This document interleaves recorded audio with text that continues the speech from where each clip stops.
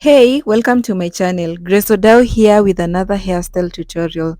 In this video, I am doing box braids and cornrows. Subscribe to my channel, and if you find this video helpful, do give it a thumbs up and share widely. I started by parting my hair into two semicircles from the top of my right ear to my left ear. I will do box braids at the back and cornrows at the front.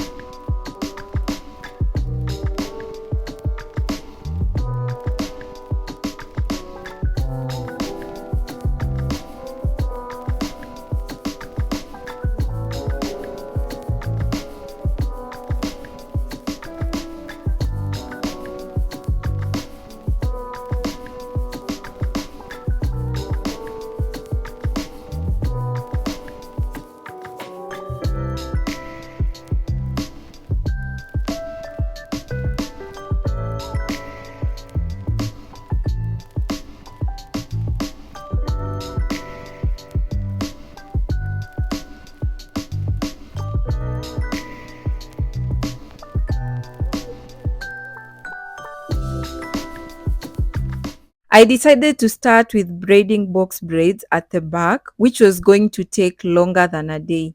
So I wrapped my hair with thread at the front part to keep my hair stretched, and also it will be easier to comb it when it's time to braid the cornrows.